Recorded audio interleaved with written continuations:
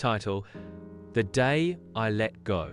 A story about decluttering your space and your life. It started with a broken mug. Not just any mug, me favorite one. The one with the little blue stars. The handle snapped clean off while I was washing it. At first I was upset. Then I laughed. Because that mug had been chipped for 2 years, and I kept saying, I'll fix it one day. But I never did. That's when I looked around my tiny apartment. The corner of the room had a pile of fix-it-later things. Clothes I hadn't worn since college, books I kept meaning to read, a drawer full of tangled wires for devices I no longer owned. Suddenly, the walls felt smaller, heavier. I realized something. I was living with too much, not just things, but memories, guilt, and what-ifs. So, I made a decision. I'm going to declutter. Not just tidy up, declutter. Let go of what no longer served me. Step 1. One shelf. I started small. One shelf in my living room. There were 3 dusty candles, 2 photo frames with no photos, and a souvenir from a trip I barely remembered. I asked myself, do I use it? Do I love it? Does it add value to my life? If the answer was no, I placed it in a box labeled, Let Go.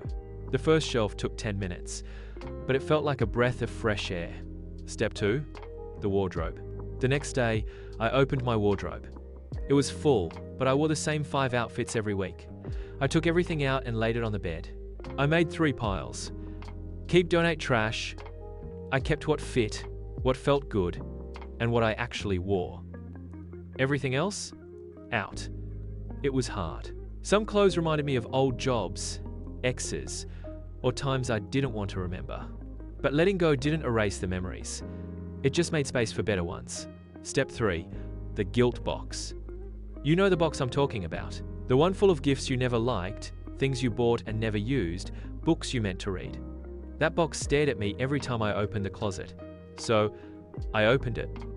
And I gave myself permission. You don't have to keep something just because someone gave it to you. So I donated the scented candle that gave me headaches. Tossed the planner from 2019. Gave away books I knew I'd never read. And guess what? I didn't feel guilty. I felt lighter. Step 4. Digital chaos. Decluttering wasn't just physical. My phone had 50 photos, most of them blurry or duplicates. My inbox had 284 unread emails. Yes, I counted. So I made a cup of tea, sat down, and deleted. Old apps? Gone. Unneeded screenshots? Gone. Junk emails from stores I no longer shop at? Unsubscribe. It took time. But every delete felt like reclaiming space not just on my phone, but in my mind. By week's end, something had changed. My home looked clearer.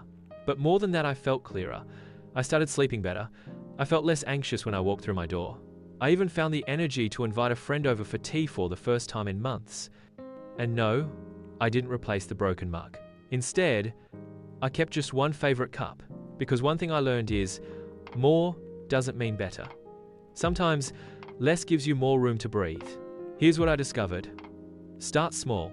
Don't try to declutter your entire house in one day. Start with one shelf or one drawer. Use the 3-question rule. Ask yourself, do I use it? Do I love it? Does it add value to my life? If the answer is no, let it go. Sort smartly. Use 3 piles. Keep, donate.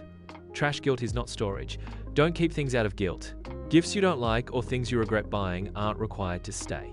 Declutter digitally too. Delete old photos, apps, and emails. Unsubscribe from junk newsletters. Clean up your phone and laptop, it clears your mind too. Less equals. A decluttered space reduces stress and helps you feel more in control of your life. Make it a habit. Decluttering isn't a one-time event. Make it a monthly or seasonal ritual. Final thought, decluttering is not just about what you throw away, it's about what you choose to keep. Choose peace, choose space, choose you. Follow for more real stories and gentle life lessons. Subscribe and take the first step toward a calmer, clearer life.